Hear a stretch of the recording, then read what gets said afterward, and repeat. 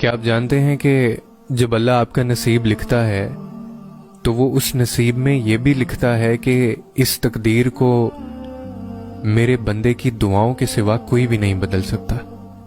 हम अक्सर ये सोचकर परेशान होते रहते हैं कि अगर हमारा मांगा हुआ किसी और को मिल गया तो क्या होगा, हालांकि अल्लाह तो पहले से ही सब कुछ तय कर चुका है। ये भी कि आपको आपके नसीब से क्या मिलना है, और ये भी कि किन दुआओं ने आपके दिल का हिस्सा बनकर आपका नसीब बदलना है। तो फिर आप क्यों इन वसवसों से परेशान होते हैं कि दुनिया हमसे हमारी चाह ना छीन ले। आपकी दुआओं का मुहाफिज तो अल्लाह है, और उसकी हिफाजत में किसी का लिखा हुआ किसी दूसरे को कभी नहीं मिल सकता। जो भलाई अल्लाह ने आप तक भेजनी है वो आप तक हर हाल में पहुंच कर रहती है। जो मोज़े अल्लाह ने आपके लिए मुकर्रर किए हैं वो मोज़े होकर ही रहते हैं। कोई भी इस होनी को नहीं टाल सकता सिवाय अल्लाह के। जिस पर अल्लाह ने हमारे लिए पहरे बिठा रखे हैं उसे हमसे कोई नहीं छीन सकता।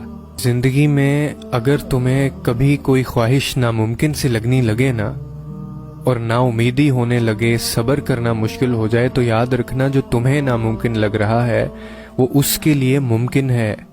ना उम्मीद ना होना, और इसी को तो उसके कुन पर कामिल यकीन करना कहते हैं। यही तो आजमाइश है तुम्हारे सब्र की। अगर उसने ये ख्वाहिश पूरी ना करनी होती तो वो दिल से इसका ख्याल भी निकाल देता, क्योंकि अल्लाह की रहमत का तरीका अलग है। वो आपसे इंसानों जैसा बर्ताव नहीं करता।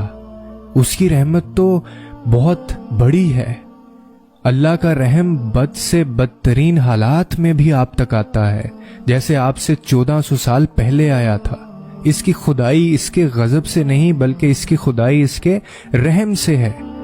ये तमाम कायनात उसके रहम से है। उसका गजब सिर्फ तब आता है जब उसका बंदा उसकी नाफरमानी की आखिरी हद से भी बाहर निकल जाता है, लेकिन तब भी वो अपने रहम की गुंजाइश रखता है।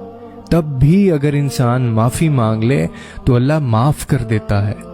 तो फिर आप किस इंतजार में हैं? आप किस चीज का इंतजार कर रहे हैं और कितना इंतजार करेंगे? क्या आपको याद नहीं कि अल्लाह ने क्या फरमाया था आपसे? मेरी रहमत हर चीज को अपने घेरे में लिए हुए है।